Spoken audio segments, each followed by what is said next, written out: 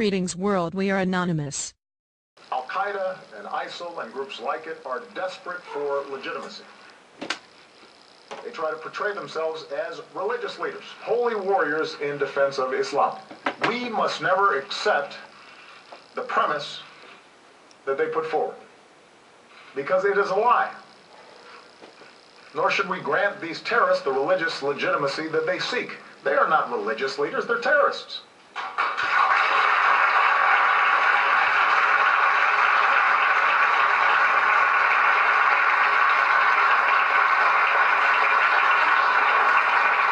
And we are not at war with Islam.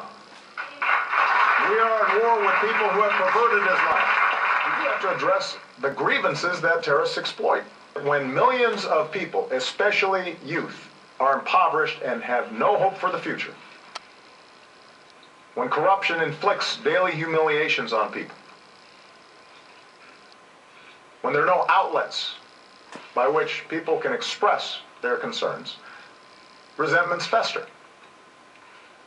The risk of instability and extremism grows. ISIS burned up to 40 people alive, including police force members. This happened just 10 miles from an airbase where hundreds of U.S. troops are stationed. I know this is a horrible thing to say. I do not believe that the president loves America. He doesn't love you, and he doesn't love me. He wasn't brought up the way you were brought up, and I was brought up through love of this country. Yeah, right now. A man kicked and tased during his arrest, some of it caught on dash cam video, that is, until one officer turned the camera off. We're speaking to one of the victim's lawyers next. As far as the tasing and the kicking, they are stating that that is proper police procedure.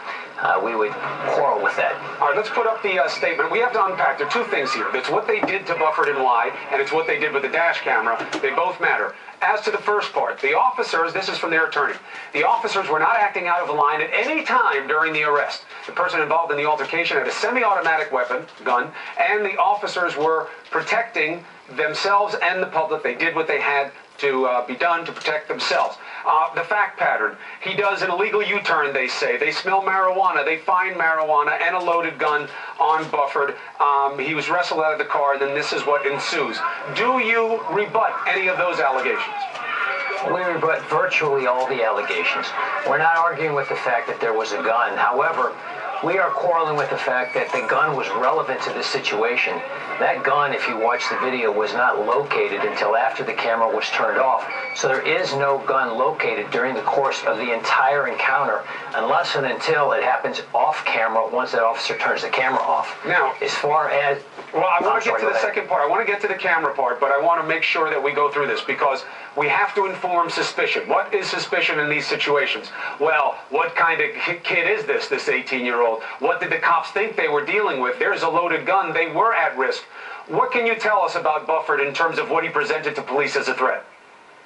He presented no threat to the police whatsoever. He hadn't committed any traffic violations, contrary to what the police are alleging. He has not had any prior convictions, and he's a good kid. Barricaded in basements, they are too afraid to leave. And now Ukrainian troops are pulling out of this key city. What will the pro-Russian separatists and Russian troops do next? Plus, nearly 200 people possibly exposed to a superbug that is resistant to antibiotics. Now 2 people who were infected are dead. What about the others? Here's some top stories that we're keeping an eye on this hour. A deadly drug-resistant bacteria is being pinpointed as a contributing factor in the deaths of 2 patients at a Los Angeles hospital. Many more patients may have been exposed to the so-called superbug. The Ronald Reagan UCLA medical himself has denied any involvement in terrorist plots. But among the other items, prosecutors say the Navy SEALs found in bin Laden's compound were emails to al-Qaeda operatives, including a letter updating bin Laden on operations that were in the works, a letter discussing plans for terror attacks in New York, the United Kingdom, as well as Copenhagen, all which prosecutors say the defendant was allegedly involved in. Prosecutors say the emails also describe how al-Qaeda used coded electronic messages with female-sounding email addresses to communicate about their attack. None of us, I think, should be immune from criticism in terms of specific policies, but the notion that the West is at war with Islam is an ugly lie.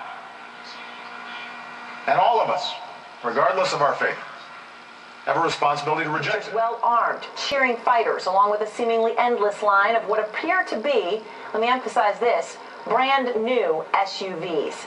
We're going to have much more on these images tonight, but first, more on the breaking developments. Our chief national... A second. You heard me. A second. These images taken today are stunning. Just imagine the power of cold that can stop that flow. I mean, look at it. Winter, summer. Wow. Water is still moving beneath the surface. It has been 167 years, apparently, since the falls have completely frozen all the way through. But the truth is this, America is cold. More than 185 million Americans in 30 states are in a deep freeze all the way through the deep south and the Gulf of Mexico. And it's a record for the Great Lakes. Lake Erie, 98% frozen over. That is the most ever recorded. Million people are feeling the deep freeze. 30 states have wind chill warnings and advisories posted through Friday. Major cities are recording historic lows, including Chicago, Cincinnati, and Louisville. Single-digit lows as far south as Alabama and Georgia. Even Florida is under a freeze warning, and some crops there are in peril. Farmers are watering their fields to serve as a protective layer. Tennessee remains in a state of emergency. The weather-related death toll is highest there, including people who have died from hypothermia. Planes destroying an ISIS fighting position, staging area, and building on Sunday and Tuesday. It comes as a U.S. military official says an Iraqi ground offensive to push ISIS out of Mosul is expected to begin in April or May. As many as 25,000 Iraqis. With airstrikes, but he argued Arab and Muslim nations must take aim at the underlying reasons for radicalism, from income inequality, that feeds instability and disorder, and makes those communities ripe for extremist recruitment, to the lack of democratic freedom. When peaceful democratic change is impossible, it feeds into the terrorist propaganda that violence is the only answer available. Local time in Dubai, local media reports that thousands of people were forced to evacuate. We do not yet have any reports one way or another about injuries or potential fatalities. We're going to go now to the phone to Leah Polanenko, who took some of the video that you have been seeing here. Leah, thanks for joining us. Tell us what you saw.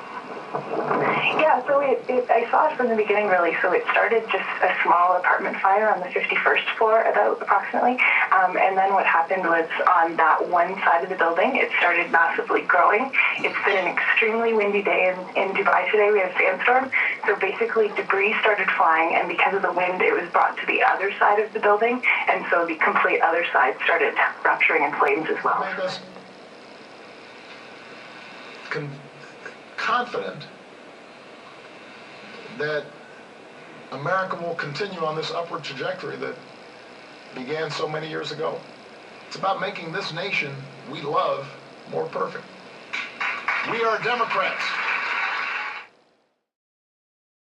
Peaceful democratic change is impossible. It feeds into the terrorist propaganda that violence is the only answer available.